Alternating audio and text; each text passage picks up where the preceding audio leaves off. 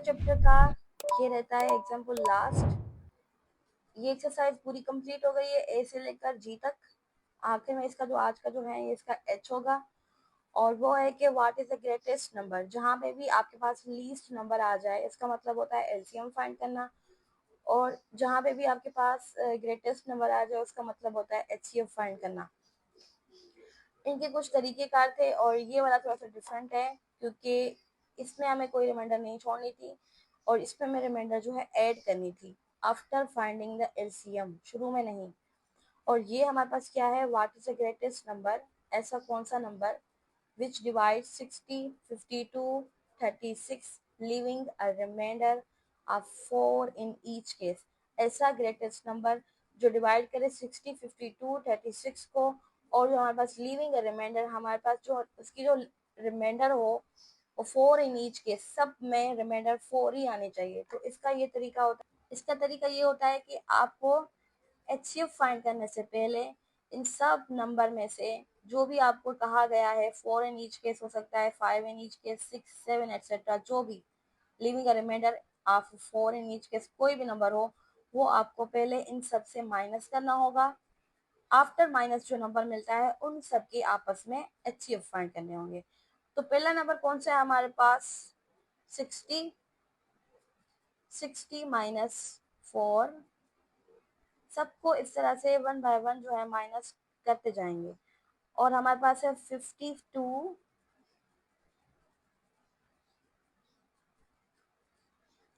Minus 4। Then हमारे पास आता है 36 माइनस 4।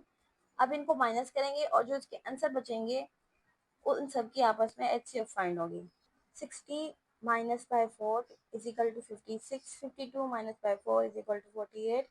बाकी हमारा जो लास्ट वाला है ये रहता है।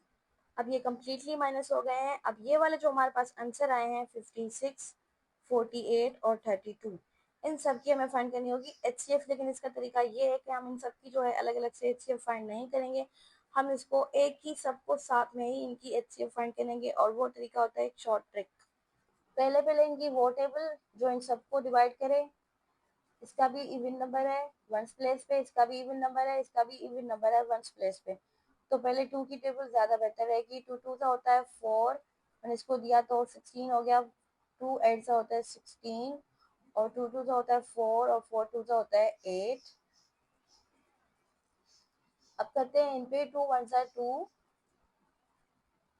और 2 6 सा होता है 12। अभी भी कोई ऐसी टेबल जो इन सबको डिवाइड करे तो यहाँ पे भी इवन नंबर है, इधर भी इवन है, इधर भी इवन है। अगेन 2 की टेबल सबको डिवाइड करेगी। 2 1 सा 2, 2 4 सा 8, 2 1 सा 2, 2 4 सा 8, 2 8 सा 16। अभी जो है ये फिर से इनको 2 की टेबल करेगी। 2 7 सा 14 और 2 6 सा 12, 2 4 सा 8। अब देखते हैं कि अब 2 की टेबल 7 पे नहीं जाएगी, 7 सेम रहेगा और 2 3 सा होता है 6 और 2 2 सा होता है 4। अब हमारे पास 2 की टेबल ये हो गया, ये हो गया और इधर 1 आ जाएगा। अब हमारे पास 3 की टेबल, क्योंकि 3 और ये 1 और आखिर में होगा 7, क्योंकि 7 प्राइम नंबर है तो इसको अपनी टेबल डिवाइड कीजिए, कोई और नहीं करेगी। अब ये सारे खत्म हो गए। अब हमें तो पता कैसे चले कि हमारा इनमें से एचसीएफ कैसे है और कौन सा है। ऐसा नंबर जिन्होंने सबको डिवाइड किया हो, पहले इस 2 ने किया था, इसको हम अलग कर देते हैं, इससे अलग कर देते हैं। और ये वाला 2 इन्होंने भी इन सबको किया था, इन 2 लिख के फिर इसको भी लिख देंगे। और ये वाला 2 इन्होंने भी इन सबको किया था।